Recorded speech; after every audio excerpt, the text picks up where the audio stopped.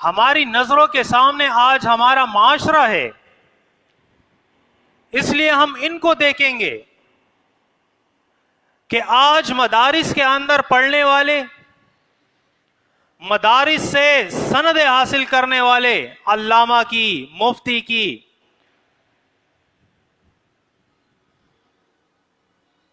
وہ لوگ جب علم حاصل کر کے ان مدارس سے نکلتے ہیں، پھر یہی علماء ہیں کہ یہ اپنے ساتھ کبھی حنفی لکھیں گے، کبھی مالکی لکھیں گے، کبھی حنبلی لکھیں گے، کبھی شافعی لکھیں گے، کوئی جعفری لکھے گا۔ وہ دین اسلام جس کو اللہ نے ہمارے لیے انتخاب جس کا کیا تھا، اس دین کو سائڈ پہ کر کے دوسرے ادیان کو اپنے لیے ہم نے لازم اور ملزوم قرار دیا کہ اس کو ماننا ہے، اس پر عمل کرنا ہے۔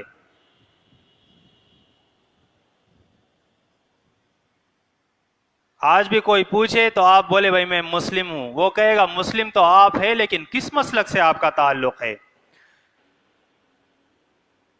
اتنا ہمارے دل کے اور دماغ کے اندر ان باتوں کو ڈال دیا گیا ہے کہ اس اسلام کو قبول کرنے کے لیے آپ کے لیے ضروری ہے کہ آپ کسی مسلک کی اتباع کریں، کسی امام کی آپ اتباع کریں گے۔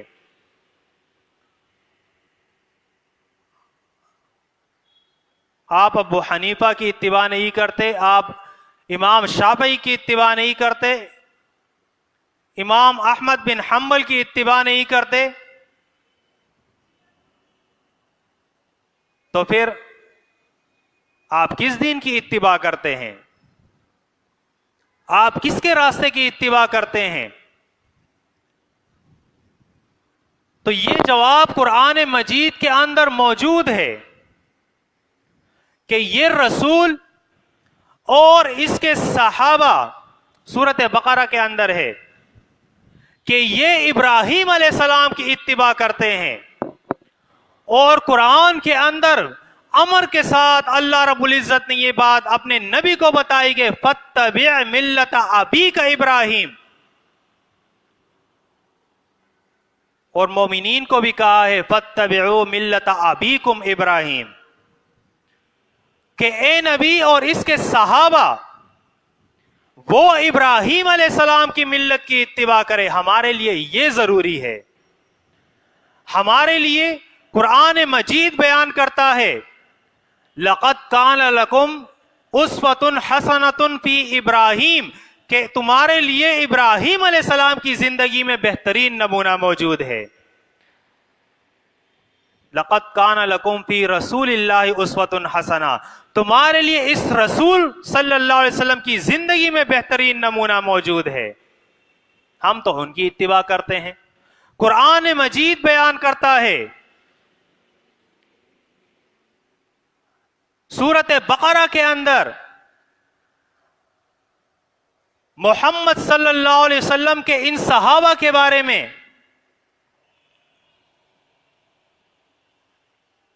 کہ اگر تم لوگوں نے ان کی اتباع کی تو تم لوگ ہدایت پالو گے۔ ہمارے لیے ہدایت کس چیز کے اندر ہے؟ کہ ہم رسول کی اتباع کریں اور رسول کے اصحاب کی اتباع کریں، اس لیے کہ ان دونوں کی گارنٹی قرآن مجید نے ہمیں دی ہے۔ رسول تو اللہ کا رسول ہے، اس پر تو اللہ کی وحی اترتی ہے، وہ اللہ کا دین لوگوں کے سامنے پیش کرتا ہے، اور صحابہ کرام وہ ہستیاں ہیں جس کا قرآن مجید بیان کرتا ہے رضی اللہ عنہم ورضوا عنہ، کہ یہ اللہ سے راضی اور اللہ ان سے راضی ہے۔ تو یہ دو سند اللہ نے ہمیں عطا کر دی ہے۔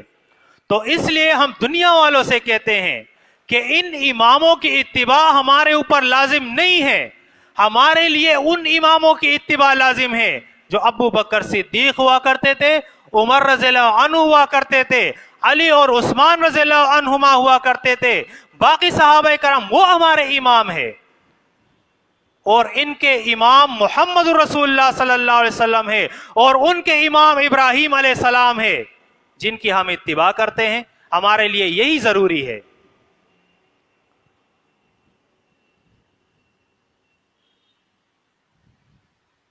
تو اللہ بیان فرماتا ہے کہ اختلاف انہوں نے کیا ہے جن کے پاس علم آ گیا تھا بغیم بینہم، اپنی ضد کی وجہ سے.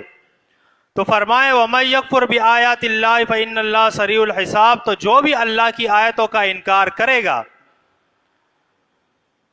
تو اللہ رب العزت ایسے لوگوں سے بہت جلد حساب لینے والا ہے.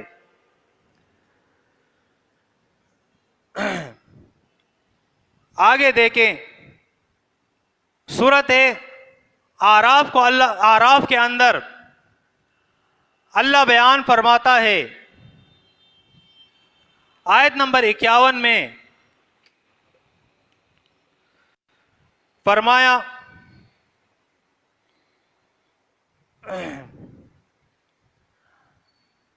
اس قیامت کا ذکر ہے کہ جب اللہ رب العزت فیصلہ فرما دے گا اور لوگوں کو ان کے مقامات تک پہنچا دے گا. جو جنتی ہے وہ جنت میں چلا جائے گا، جو جہنمی ہے وہ جہنم میں چلا جائے گا.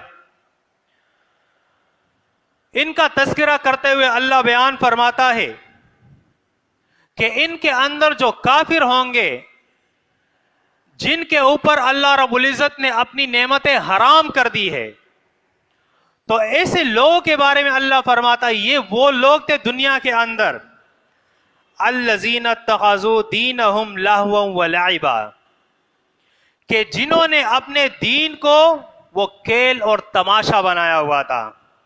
کھیل اور تماشا بنایا ہوا تھا. ان کے علماء جب ان کے جی میں کوئی بات آئے اپنی طرف سے لکھ کے اللہ کی طرف منسوب کر دے.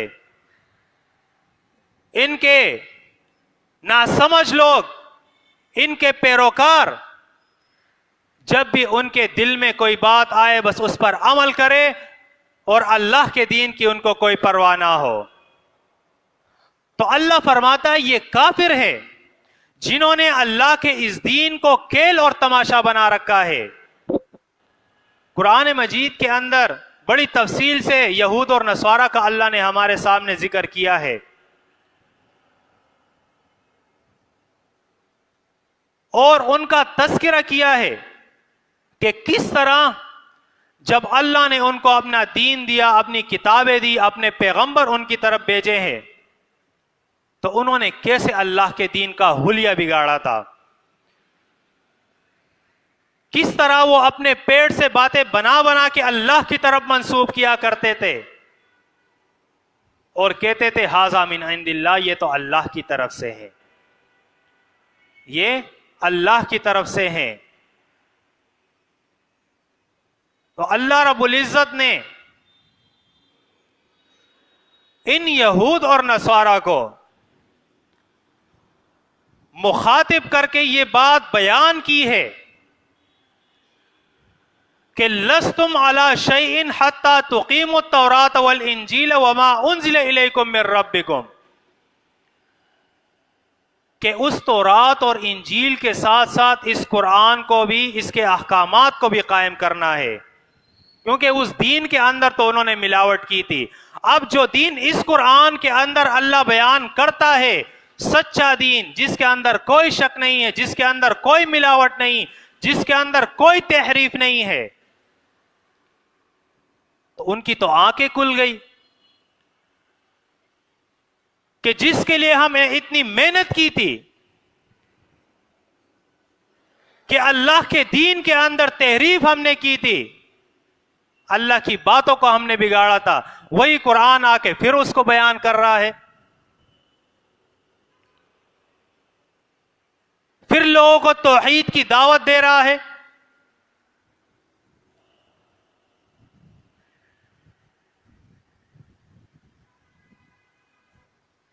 تو اللہ بیان فرماتا ہے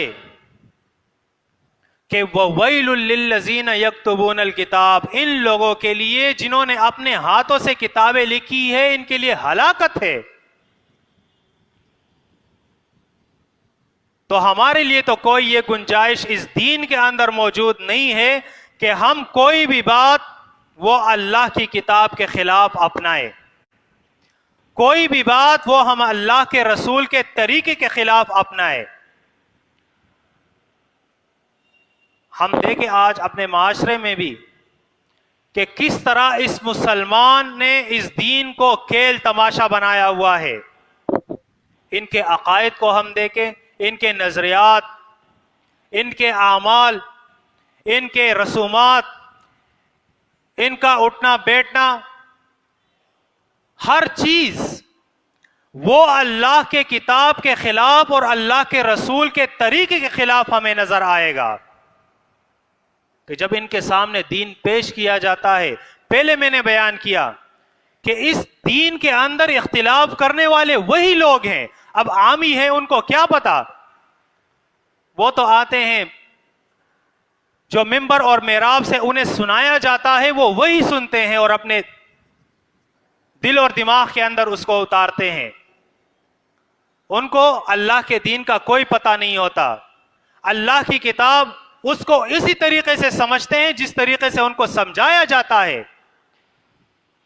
تو پھر یہی وجہ ہے کہ ہمارے معاشرے کا بگاڑ اس سے ہوتا ہے، اور یہی یہود اور نصارہ کے ساتھ ہوا تھا کہ ان کے علماء وہ منبر اور محراب سے بیان کرتے تھے اور ان کے جو پیچھے چلنے والے تھے وہ اس پہ لبیک کہتے تھے۔ اس لیے آج ہمارے معاشرے کے اندر بھی ہم دیکھتے ہیں کہ کس طرح کفر اور شرک اس زمین پر کیا جا رہا ہے، پھیلایا جا رہا ہے۔ لوگوں کا تعویذ پہ عقیدہ ہے، منتروں پر عقیدہ ہے، کڑوں پر عقیدہ ہے، چھلوں پر عقیدہ ہے، یا علی مدد اور یا رسول مدد کے نعرے لگاتے ہیں۔ قبروں پہ جا کے ان جن کے بارے میں قرآن مجید کہتا ہے اموات یہ مردے ہیں، ان کے سامنے سر جھکاتے ان سے مانگتے ہیں۔ یہ ان کو کس نے سکھایا ہے؟ یہ ان کو کس نے بتایا ہے؟ یہی علماء سو جس کا قرآن مجید بیان کرتا ہے وہ مختلف الذین کہ اختلاف اس دین کے اندر نہیں کیا ہے مگر ان لوگوں نے من بعد ما جاءتهم العلم بغیا بینہم، ضد کی وجہ سے انہوں نے، جب ان کے پاس علم آیا ہے تو انہوں نے اختلاف کیا ہے۔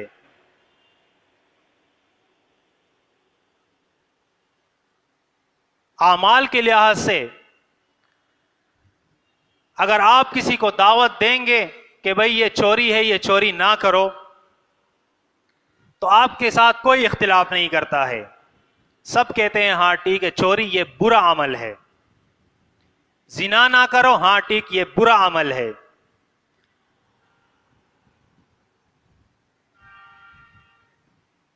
لیکن جب آپ دین کے متعلق ان کو عقائد اور نظریات کی بات پیش کریں گے، وہ باتیں پیش کریں گے جو منبر اور محراب سے ان کے علماء نے ان کے سامنے دین بنا کے پیش کیا ہے، پھر آپ دیکھیں کیسے ان کے ہاتھ آپ کے گریبان تک پہنچتے ہیں۔ پھر کہ ہمارے دین کا مذاق اڑا رہے ہو؟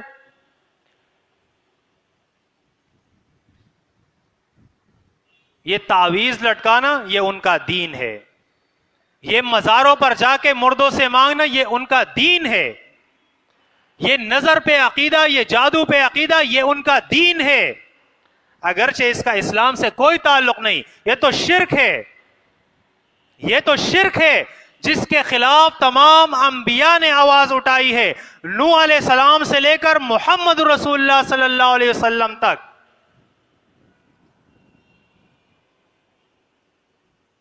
لیکن آج المیہ یہ ہے کہ اس کو دین بنا کے پیش کیا گیا ہے۔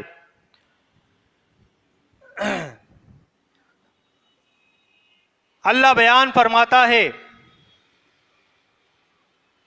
سورۃ بقرہ کے اندر آیت نمبر 256 میں کہ یہ دین اسلام جس کا انتخاب اللہ رب العزت نے ہمارے لیے کیا ہے،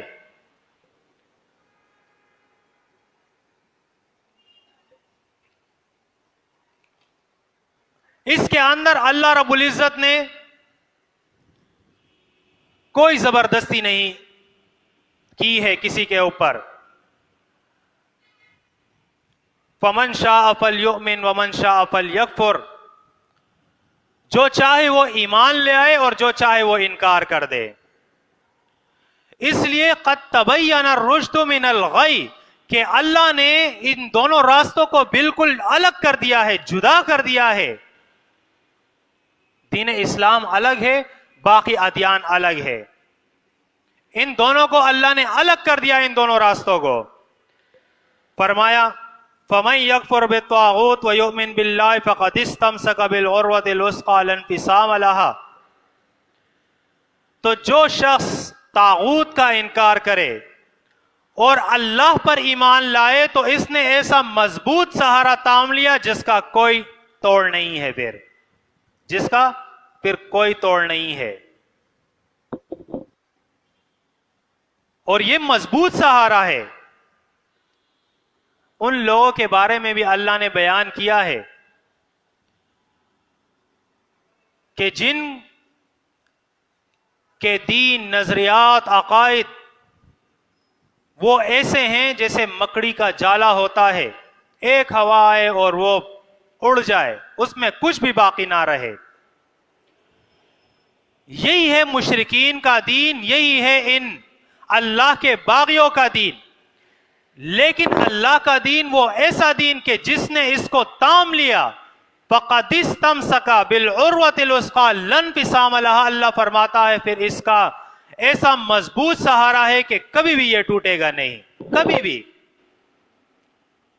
اس لیے کہ یہ اللہ کا سہارا ہے. تو سورۃ شورى میں اللہ بیان فرماتا ہے وَمَا تَفَرَّقُوا إِلَّا مِن بَعْدِ مَا جَاءَهُمُ الْعِلْمُ بَغْيًا بَيْنَهُمْ. اور اس دین کے اندر تفرقہ بازی انہوں نے کی ہے جن کے پاس علم آ گیا تھا اپنی ضد کی وجہ سے. اور ضد کیا ہے؟ ضد یہ ہے کہ اگر ان کے سامنے یہ سچا دین بیان کیا جائے تو یہ علماء کیوں اختلاف کرتے ہیں؟ قرآن نے بھی اس کی مثالیں ہمارے سامنے وہ وجوہات ہمارے سامنے بیان کیے ہیں. اور وہ کیا وجوہات ہیں؟ ایک وجہ یہ کہ انہوں نے اللہ کے اس دین پر پیسہ کمانا ہے، لِيَشْتَرُوا بِهِ ثَمَنًا قَلِيلًا، کہ اس دین پر یہ تھوڑا سا پیسہ کما لے. دوسری وجہ یہ بیان کی ہے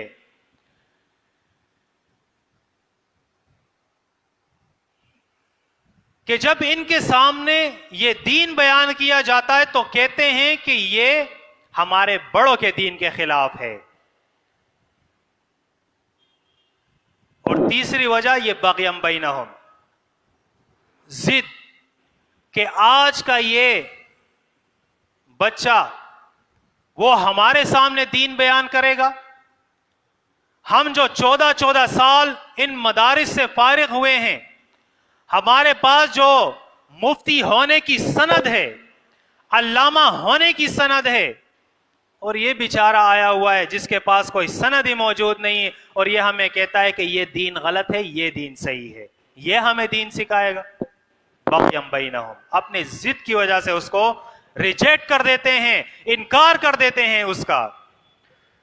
اللہ بیان فرماتا ہے وَلَوْلَا كَلِمَةٌ سَبَقَتْ مِن رَبِّكَ إِلَىٰ أَجَلٍ مُّسَمًّى، اور اگر اللہ کی طرف سے ایک وقت مقرر نہ ہوتا، لَقُضِيَ بَيْنَهُمْ، تو اللہ ان کے درمیان فیصلہ فرما دیتا. وَإِنَّ الَّذِينَ أُورِثُوا الْكِتَابَ مِن بَعْدِهِمْ لَفِي شَكٍّ مِّنْهُ مُرِيبٍ، اور وہ لوگ اللہ فرماتا ہے اورث الکتاب، جو کتاب کے وارث ہوئے ہیں، کتاب کے وارث ہوئے ہیں، لفی شکن منہ مریب، وہ اس کتاب کے اندر شک کے اندر پڑے ہوئے، اس کتاب سے شک میں ہے. حالانکہ قرآن مجید نے تو بیان کیا ہے لا ریب فیہ، اس کتاب کے اندر شک نہیں ہے، لیکن یہ وارث کتاب کے یہ اپنے مفادات کی خاطر یا اپنے بڑوں کے دین کو بچانے کی خاطر اس کتاب کے اندر شک میں مبتلا ہے۔ اللہ فرماتا ہے فَلِذَلِكَ فَادْعُ وَاسْتَقِمْ كَمَا أُمِرْتَ، فَلِذَلِكَ فَادْعُ، اسی طرح ان کو بلایا کرو اللہ کے دین کی طرف، وَاسْتَقِمْ كَمَا أُمِرْتَ، اور اللہ کے اس دین پر، اللہ کی اس کتاب پر استقامت اختیار کرو، کما امرتا، جس طرح تمہیں حکم دیا گیا ہے۔ اور وہ حکم کیا ہے؟ وہ حکم یہ ہے جسے